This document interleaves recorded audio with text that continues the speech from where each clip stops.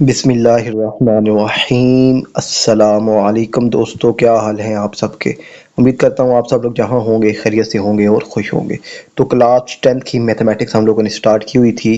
तो chapter 1 exercise 1.1 का आज क्वेश्चन नंबर 3 डिस्कस करते हैं कि solve the following equation by completing square methods. तो कंप्लीटिंग लास्ट वीडियो में हमने फैक्टराइजेशन से सोल्व किए थे क्वेश्चन, और आज की इस वीडियो में हमने कंप्लीटिंग स्क्वायर वाले सवाल सोल्व करने हैं।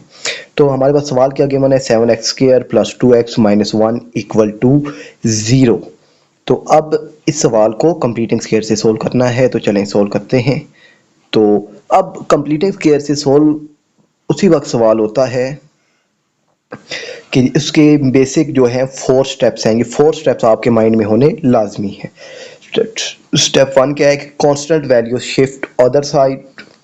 स्टेप 2 क्या है, coefficient of x square it must be +1, और multiplying coefficient of x with 1/2, और taking the square of step 3 answer then adding both sides. SIDES होता है साइड्स। चलें ये टॉपिक नहीं है। तो अब ये चारों स्टेप्स आप लोगों ने देख लिया। अब 1 बाय 1 को इम्प्लीमेंट करते हैं। तो स्टेप 1 क्या है कि constant value shift other sides. कि अब देखें कि 7x² plus 2x minus 1 equal to 0 है। अब कांस्टेंट क्या है, -1। इसको शिफ्ट कर देंगे इक्वल के इस साइड पे, तो -1 इस साइड पर आया तो क्या हो गया, +1।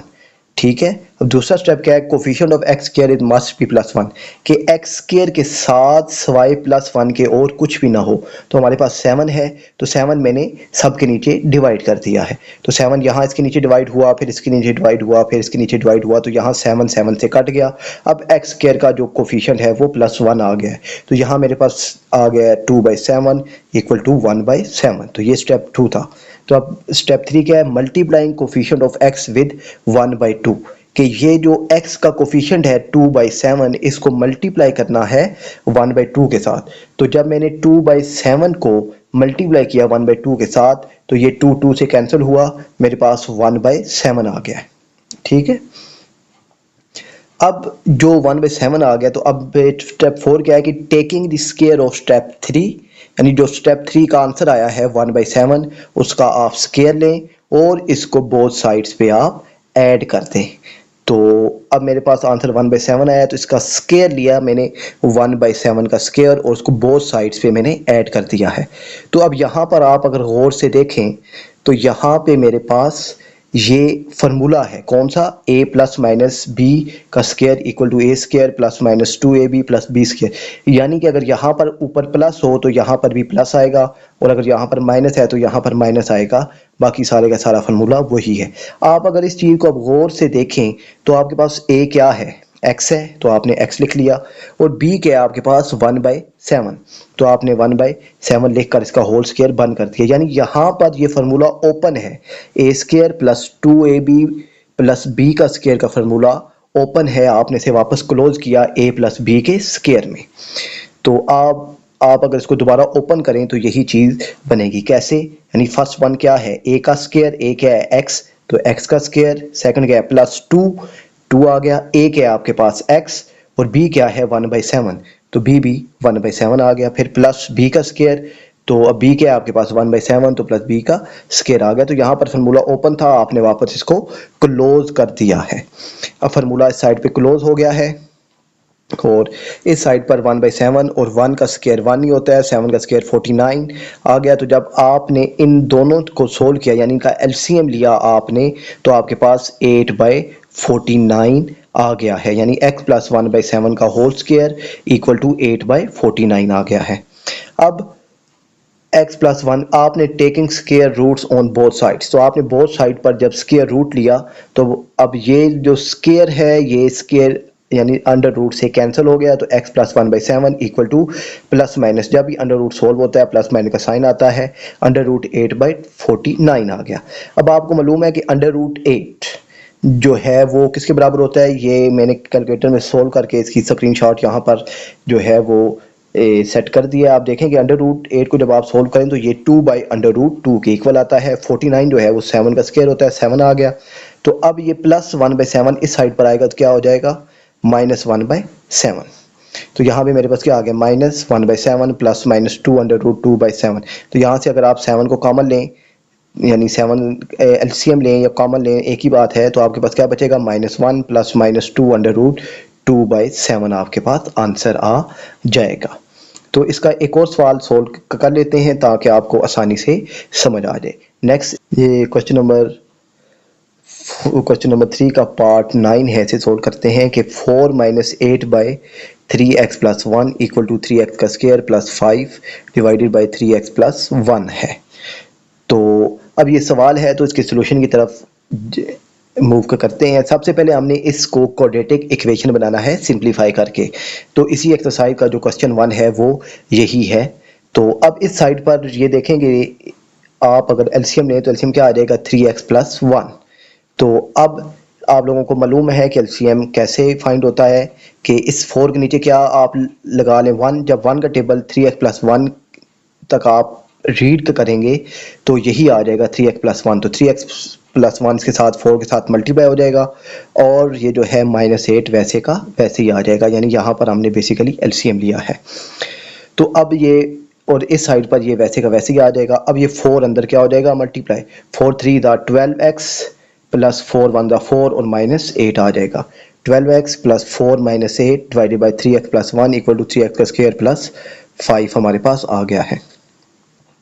अब ये +4 और -8 जब आपस में सोल्व हुए तो -4 बच गया, क्योंकि बड़ी रकम का साइन आता है, बड़ी रकम 8 है, उसका साइन माइनस, और 3x का square plus 5 divided by 3x + 1। अब ये आप लोगों को मालूम है कि दरमियान में अगर इक्वल हो और रकमें सेम हो, और यानी ये दोनों डिनोमिनेटर में हो, तो ये आपस में कैंसिल हो जाती हैं। तो मैंने इन दोनों को कैंसिल कर दिया, तो मेरे पास क्या बचा, 12x - 4 = 3x का स्क्वायर प्लस 5। अब आप जो है ये 12x और -4 को उठाकर इस साइड पर ले आए, तो क्या आ जाएगा, 3x का स्क्वायर प्लस 5 वैसे का वैसे ही, और ये +12x इस साइड पर आया तो माइनस हो गया, और ये -4 इस साइड पर आया तो प्लस हो गया। अब ये +4 और +5 मिलकर हमारे पास +9 हो गया, यानी 3x का स्क्वायर -12x + 9 = 0। अब यहाँ से आपने 3 को कॉमन ले लिया, तो 3 आपने कॉमन लिया तो अंदर x² - 4 और +3 आ गया = 0, और 3 इस साइड पर जब 0 के नीचे डिवाइड होगा तो ख़त्म हो जाएगा। तो मेरे पास अब जो इक्वेशन बन गई क्वाड्रेटिक, वो क्या बनी, x² - 4x + 3 = 0 बच गई। अब यहाँ पर वही जो है स्टेप्स आप लोगों ने फॉलो करने हैं। स्टेप्स हमारे पास जो है वो कौन से हैं, कि जो कांस्टेंट है +3 उसे उठाकर दूसरी तरफ ले आए, तो +3 इस साइड पर आएगा तो -3। स्टेप 2 क्या है कि जो x² के साथ कोफिशिएंट है वो +1 हो, तो वो पहले से ही +1 है, क्योंकि यहाँ से हमने 3 को कॉमन लेकर ये कंडीशन पहले से ही सेटिस्फाई कर ली थी। अब जो सेंटर वाली वैल्यू है, अब जो सेंटर वाली यानी x का कोफिशिएंट है, इसका हाफ लेना है, यानी इसे मल्टीप्लाई 1/2 करना है। जब इसे मैंने मल्टीप्लाई 1/2 किया तो 2 4 से कैंसिल होकर 2 रह गया। तो अब जो स्टेप 4 है वो क्या है, कि जो स्टेप 3 का आंसर है उसका स्क्वायर लेकर बोथ साइड पर ऐड कर ले। तो मैंने 2 का स्क्वायर लेके बोथ साइड पे ऐड कर लिया। अब यहाँ पर वही a - b का फार्मूला जो है वो ओपन था, क्लोज हो गया है। अब माइनस क्यों आया है, कि ये 4x के साथ ये जो साइन होता है माइनस का या प्लस का, ये हमें बताता है कि भाई ये फार्मूले के दरमियान में माइनस आएगा कि प्लस आएगा।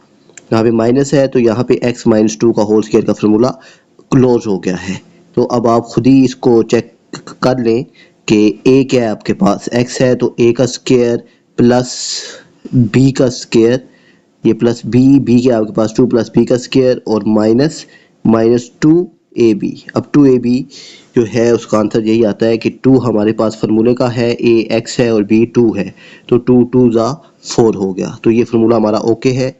और इस साइड पर -3 तो 2 का स्क्वायर हमारे पास 4 आ गया, 4 में से जब 3 को माइनस किया तो मेरे पास -1 आ गया है। अब taking square root on both sides, तो जब बोथ साइड पर मैंने इस साइड पर स्क्वायर जो है अंडर रूट वो लिया तो स्क्वायर जो है वो कैंसल आउट हो गया है। अब तो यहाँ पे जो 1 है जब मैंने इसको सोल्व किया तो ये मेरे पास प्लस माइनस 1 आ गया है, क्योंकि अंडर रूट को जब भी सोल्व करते हैं तो प्लस माइनस 1 आता है। अब जो है इस अब ये प्लस है तो एक दफ़ा थे प्लस के साथ और एक दफ़ा माइनस के साथ मैंने सोल्व कर लिया है। तो प्लस 1 मैंने यहाँ पर जब लिखा तो ये -2 इस साइड पर आएगा तो +2 हो जाएगा, 2 और 1 3, और फिर जब मैंने इस तरफ -1 को लिखा तो ये 2 इस साइड पर आया तो क्या हो गया +2, 2 में से 1 गए, मेरे पास 1 आ गया और ये मेरे पास इसके सॉल्यूशन सेट्स है। ये थी दोस्तों हमारी आज की वीडियो, मिलते हैं नेक्स्ट वीडियो में, तब तक के लिए अल्लाह हाफिज़।